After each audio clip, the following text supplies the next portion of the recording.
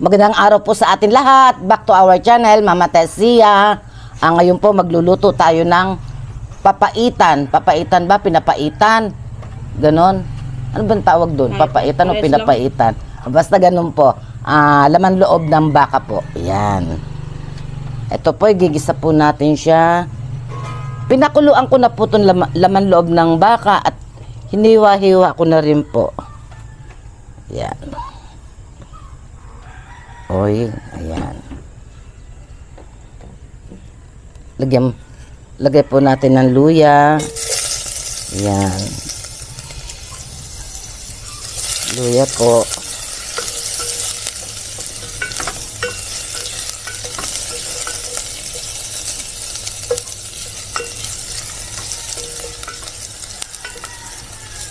Yung bawang sibuyas. Yan, sunod na natin sibuyas. Yan.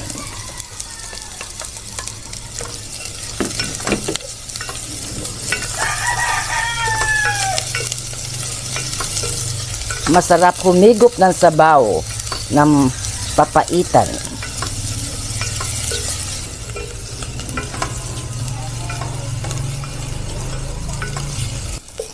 O guys, lagay na natin yung laman loob ng baka. Ayan.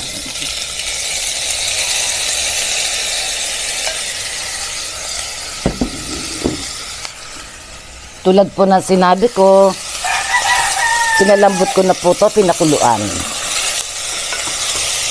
Para madali po tayo. At nahiwa-hiwa na rin siya. As you can see, yan. Lagyan po natin siya ng patis. Yan. Patis. Fish salt. Yan. Huwag masyado. Kasi po nung pinakuluan ko yan, nilagyan ko po na siyang konting asin. Ngayon na lang natin siya timplahan uli. Pag medyo yan. Lagyan po natin siya ng paminta. Yan. Yan. Halo-haloin po natin.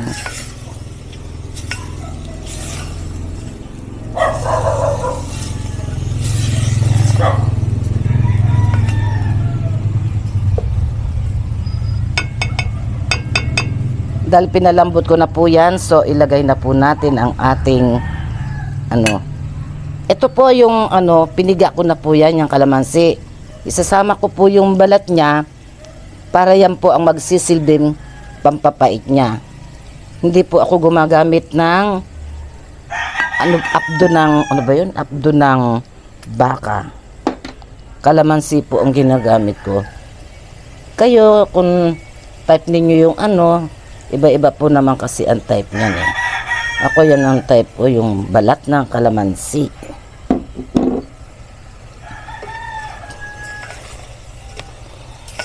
Pero alam kong ginagamit talaga ng iba is yung apdo ng baka. Ayan. Kung saan po kayo masaya, dun po tayo. At tapos ilagay ko po yung sabaw na pinagpakuluan konti. Sinala ko po iyan. Iyan.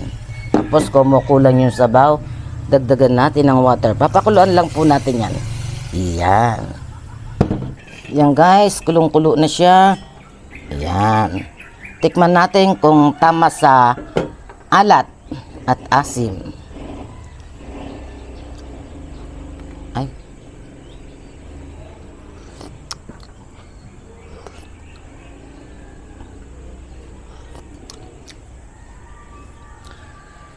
Okay na guys. Tama-tama. Lagyan na lang natin guys ng pampalasa. Saling ko dito, patansyado ko kung gaano karami. Konti lang naman nilalagay natin na bitchin. Yan. Yan. Okay na po. Ayan po, kain na tayo. Ayan o. Kain na po tayo. Wow. Matagal-tagal na rin hindi tayo nakapag luto ng ganitong papaitan. Sabaw lang okay na.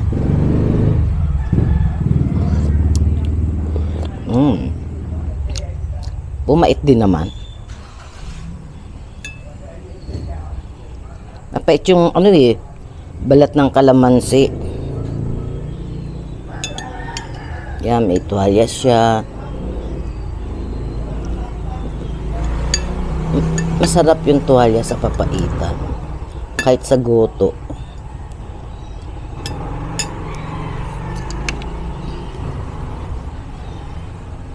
Kain po tayo. May dessert po tayo dito ng saging.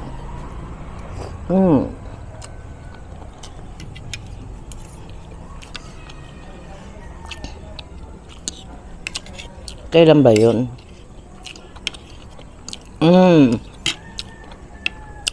Hapon ng tanghali. Tanghali ba yun? Hindi ko lang. Tanghali, hapunan. Alam nyo bang ulam ko? Saging. Sinawsaw ko sa bagong isda. Sarap.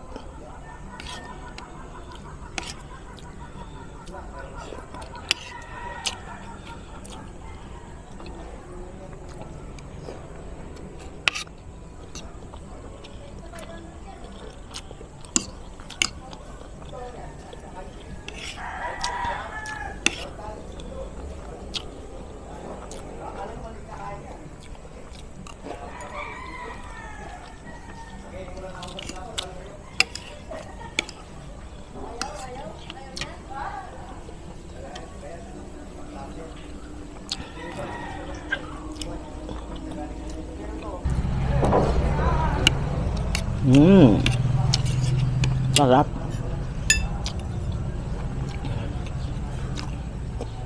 Yung kanin ko bahaw, hindi ko na ininit. Kagabi pa.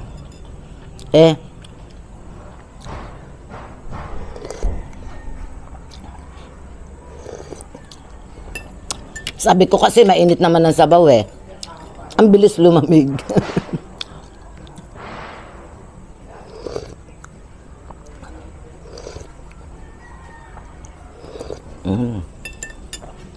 Sarap. Bilis lumamig pag nasa kanin yung sabaw. Yung kanin malamig.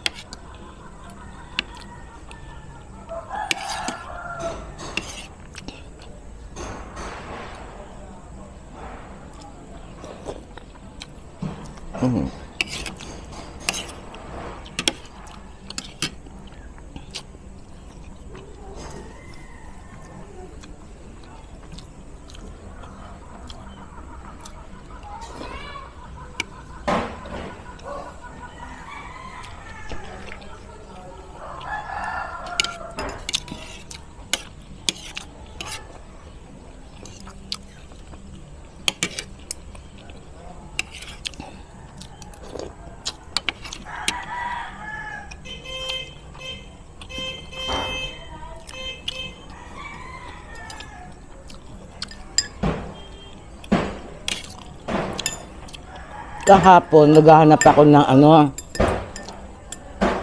kasi doon sa kinuhanan namin ng laing, binilhan namin ng laing.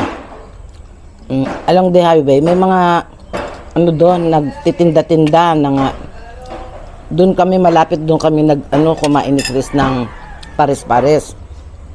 Sa tapat noon, alam ko may gotohan, goto lugaw. Hindi pala sila nagluto kahapon. Kasi parang nag-crave ako ng goto. Sabi ko, minsan nga ako nalang magluto.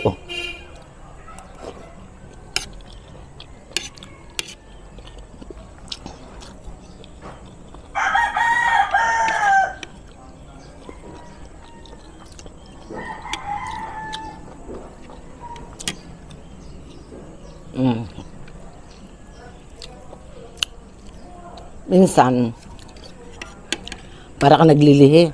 Pag yung nag-crave ka ng something na gusto mong kainin, lalo na pagka, ka na, pag may edad ka na.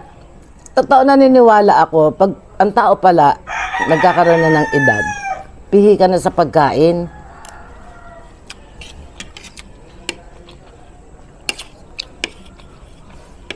Hindi naman sa pihikan. Parang mali ang term ko. Ibang naghahanap yun. Parang ako. Lagi ako may hinahanap. May iniisip na kainin, ganun. Pero lahat naman kinakain ko. Sa akin kakainin ko lahat. Pero meron yung talagang hinahanap mo, yung gusto mo on that time na naisip mong nag-crave ka, yun.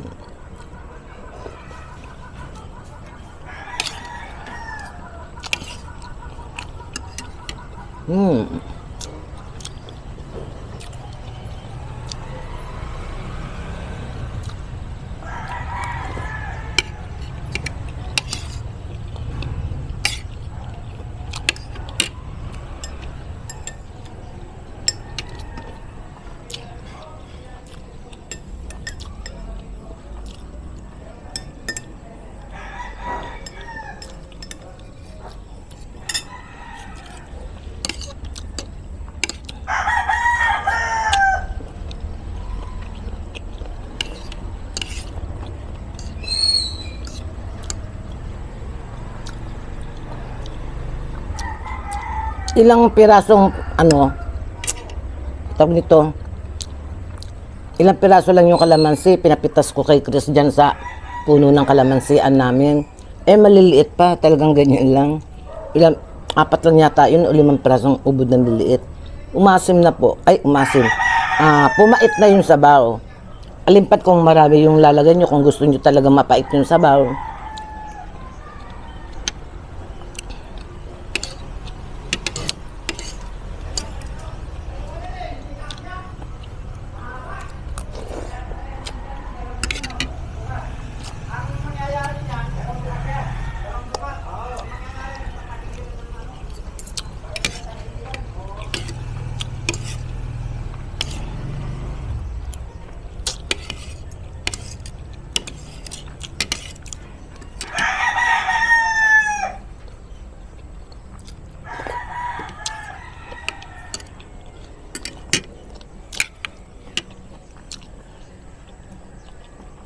May kambal.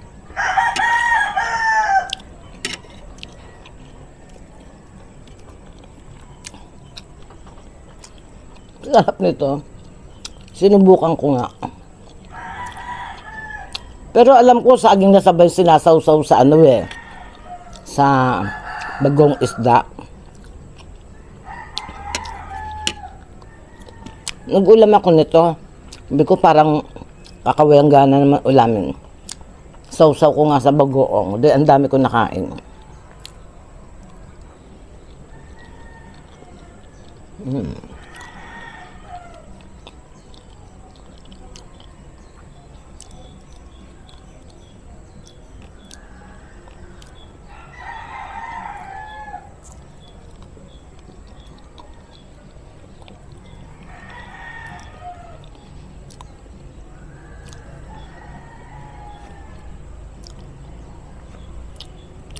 Buti na lang ngayon, pailan-ilan na lang yung langaw. Oh. Dati talaga ang kapal.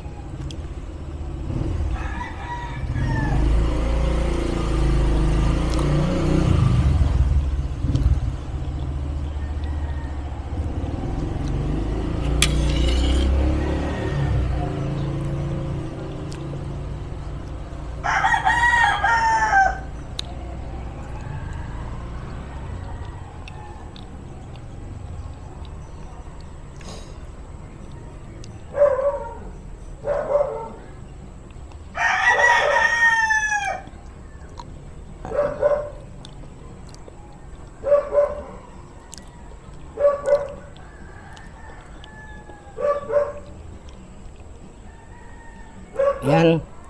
Tapos na po tayong kumain. Maraming salamat po sa panonood ninyo ng aking channel.